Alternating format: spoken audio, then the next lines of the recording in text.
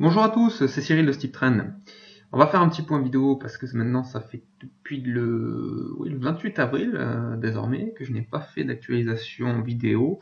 J'en ai fait sur le site stiptrend.com par écrit, mais bon, je trouvais que là on pouvait peut-être revenir un petit peu sur une petite vidéo, histoire de voir ce que donnaient les indicateurs techniques de façon plus visuelle. Voilà, bon alors, on va commencer par le CAC 40 bien évidemment. Euh, donc sur le CAC 40, le rebond de vendredi finalement, c'est qu'un rebond technique, hein. Ça ne remet absolument pas en cause notre plan de trading qui était donc à savoir des positions vendeuses sous 5270 points, qui était notre stop en clôture hebdomadaire. Donc bon, pour l'instant, on est toujours dans la dynamique de correction, il n'y a aucun problème. Bon, le rebond de vendredi n'a même pas permis le contact de la moyenne mobile à 20 jours, donc bon, il n'y a rien de surprenant là-dedans. La dynamique baissière est toujours en cours. À l'heure où je parle, donc on perd déjà plus d'1,5%, on est repassé sous les 5000 sans problème. Donc là-dessus, il n'y a pas vraiment de quoi s'inquiéter. On fait juste un petit point sur la... Alors oui, le rebond de vendredi, il peut s'expliquer très simplement, hein. C'est juste le rebond sur la moyenne mobile à 20 semaines, et encore, on n'est même pas allé la toucher. Donc c'est pour quand même dire que bon, la dynamique de fond, elle est quand même bien acheteuse, hein. Je répète encore mon scénario que j'ai mis par écrit. On va assister à une baisse des marchés actions, mais ça va être d'une extrême lenteur. Ça va vraiment prendre un temps fou, je pense. Il faut pas s'attendre à vraiment des gros décrochages. Je pense qu'il n'y en aura pas. Il va y en avoir sûrement sur l'obligataire, mais justement, vu qu'il va y en avoir sur l'obligataire, je pense qu'il va pas y en avoir sur le marché action. Il y a tellement de liquidités en circulation que le marché action va absorber un peu, et finalement la baisse sera vraiment ralentie, donc il faut vraiment pas s'attendre, il faut pas acheter des puts en étant de manière très agressive, en pensant qu'on va avoir une explosion de la volatilité et une chute fantastique.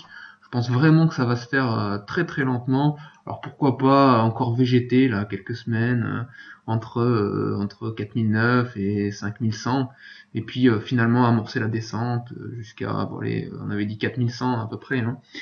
Mais tout ça, ça peut se faire entre 3 et 7-8 mois, donc ça peut vraiment prendre un peu de temps.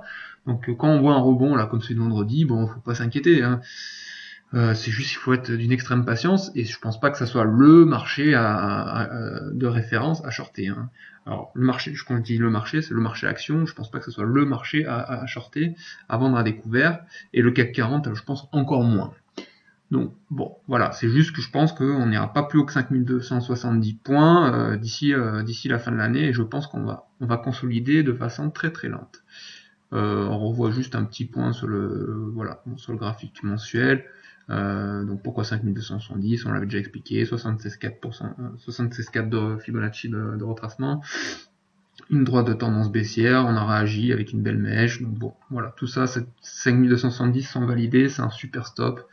En béton, hein, donc si on clôture au-dessus, voilà, on n'insiste pas, ça va être super haussier, et tant qu'on reste dessous, ben voilà, ça va consolider de manière très lente. Voilà le scénario de base, hein, je le répète quand même au cas où, pour les nouveaux venus.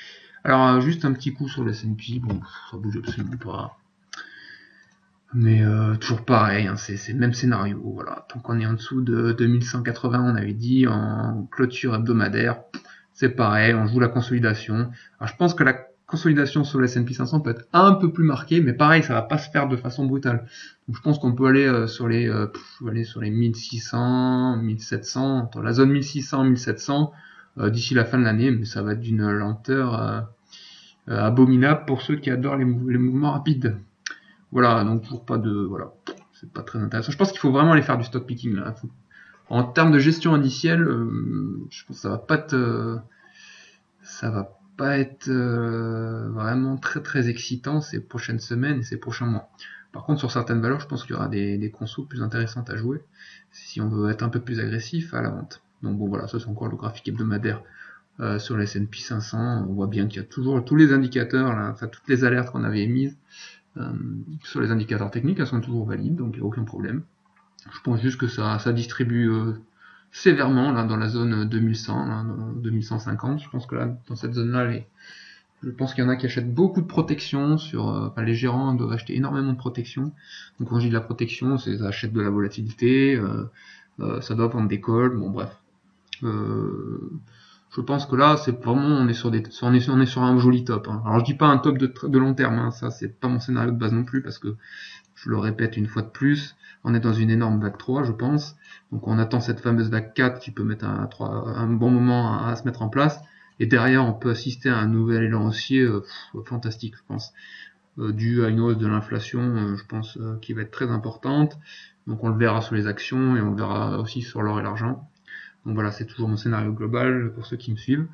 Alors, j'avais juste remarqué, pourquoi un petit point vidéo, bon, finalement, il n'y a pas grand-chose qui change, juste parce que j'ai vu une ou deux valeurs qui commencent à être intéressantes pour ceux qui voudraient faire un peu de stock picking. Voilà, pour jouer à la consolidation, bien sûr, parce qu'on n'essaie pas d'acheter vu notre scénario. C'est sur Valeo. Sur Valeo, je trouve que ça devient intéressant et je pense que pareil, on a dû voir un top là. En tout cas, un top est en train de se construire. Parce que on est juste en pleine vague 5. Je pense qu'on arrive sur la fin. Donc la vague 1 étant là, la vague 2 étant là, la vague 3 étant là, la vague 4 étant là, et la vague 5, si on projette la vague 3 en bas de la 4, les 100%, la totale projection de cette vague 5 tourne autour des 155 € par là, donc on les a quasiment fait. Je pense que là, on est dans une énorme zone de distribution, pareil, avec un RSI mensuel totalement suracheté, un MACD mensuel en terre inconnue, donc bon voilà, c'est vraiment ça, on est dans des zones risquées. Un investisseur long terme qui achète là, bon, c'est un timing vraiment pourri, hein. Donc sur une situation hebdo, pareil, on a les Bollinger qui se resserrent. Là, on avait marqué une magnifique divergence baissière, pardon. On a fait un plus haut,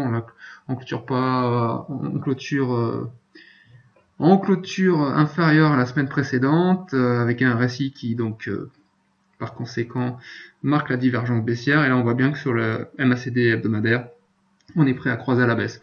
Donc je pense que pareil, ça construit un top là-dessus et que je pense que là par contre on peut jouer des positions vendeuses sur Valeo sans problème. Je pense qu'on est vraiment en fin de vague 5 et que là on va avoir une grosse conso là-dessus. Donc voilà, quitte à aller jouer des consos, autant pas aller jouer sur le 440.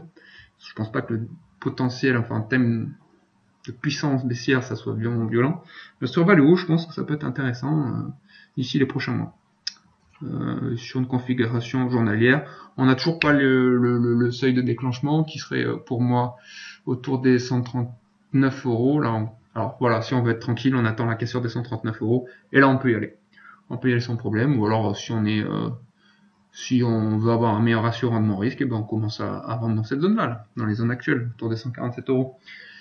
Voilà, et puis une autre valeur, bon là on en avait déjà parlé très rapidement, c'est sur Apple. Qui là je pense pareil, c'est exactement dans le même cas de figure que Valeo, on est en fin de vague 5 je pense, et là on voit bien que ça commence à caler, ça commence à tousser, on n'y arrive plus, hein, donc on voit même sur un graphe journalier ça commence à se tasser, donc là je pense, sur un graphe journalier on peut déjà désormais commencer à acheter par contre là on peut acheter des puts là-dessus je pense, parce que je pense qu'il y a un petit potentiel baissier assez intéressant, qui peut se faire lui rapidement. Surtout vu la configuration, hein, donc là pareil, on commence à avoir un graphe hebdo qui commence à diverger pas mal, hein, sur la MACD hebdomadaire, on est déjà sous sa ligne de signal depuis un long moment, on voit bien qu'on n'arrive plus à refaire des plus hauts, là pareil, on met une belle divergence là, sur la MACD, vu qu'on a fait un bon plus haut, on ne le tient pas du tout, et sur un graphe mensuel, bon ben voilà, c'était le scénario de base, on a plein de vague 5, avec une triple projection, j'ai plus le détail, hein, ça fait longtemps que je l'ai fait, mais autour des 135 $, donc je pense 135 $, c'est en béton. Donc, si on clôturait au-dessus, on aurait une énorme accélération aussi encore, une énième et la dernière. Mais là, bon, je pense que là, clairement, commencer à vendre avec un stop à 136 $ en clôture hebdo, ça me semble vraiment pas risqué. Voilà, avec la droite de tendance baissière sur le RSI. On voit que ça manque de jus là, que ça commence à caler, que ça a besoin de consolider pareil. Et ça peut mettre un long moment, parce que si on est dans une vague haussière majeure et qu'on a besoin d'une vague de consolidation majeure, ça peut, voilà, là-dessus, autant sur Apple, je pense que ça peut consolider sans problème jusqu'à mi-2017, de un large ABC sans problème. Donc voilà, je pense qu'on est vraiment sur un top intéressant sur Apple aussi. Bon, alors voilà, sur les indices, pas de gros changements, de valeurs potentiellement qu'on peut viser à la vente, en position spéculative, enfin à la vente en tout cas à découvert. Et allez, un dernier petit tour sur l'or, mais bon, c'est pas très intéressant vu que ça ne bouge pas. Il n'y a rien de neuf sous le soleil, comme on dit. Voilà, bon, bah, toujours le même scénario, mensuel c'est neutre, ça ne change plus. On attend toujours notre vague d'accélération haussière. Je me suis permis de tracer cette droite de tendance baissière, qui finalement me semble pas mal, vu qu'elle correspond finalement à la bande de Bollinger supérieure hebdomadaire et à la moyenne mobile 100 semaines. Donc je pense que ce niveau-là, là, 1285 $, est vraiment un niveau clé. Bien que je préférais attendre la cassure des 1310 $ pour être vraiment sûr. Bon, on a toujours les mêmes... oh, y a rien à changer. Hein. Tous les éléments haussiers sont... Enfin, de retournement sont toujours là, avec la droite de tendance haussière sur la MACD hebdomadaire qui tient vraiment bien, c'est marrant de voir ça, malgré toutes les attaques baissières intraday qu'on peut observer. Et sur la RSI, c'est toujours pareil, c'est toujours haussier, toujours la droite de tendance haussière qui permet de nous dire que le momentum baissier est vraiment en train de décliner. Voilà, c'était pour une petite actualisation vidéo, parce que ça faisait un petit moment qu'on n'en avait pas fait. Et puis, de toute façon, pour ceux qui me suivent régulièrement, je fais quelques updates sur le site par écrit. Je vous souhaite à tous une excellente journée et je vous dis à très bientôt sur stevetrend.com.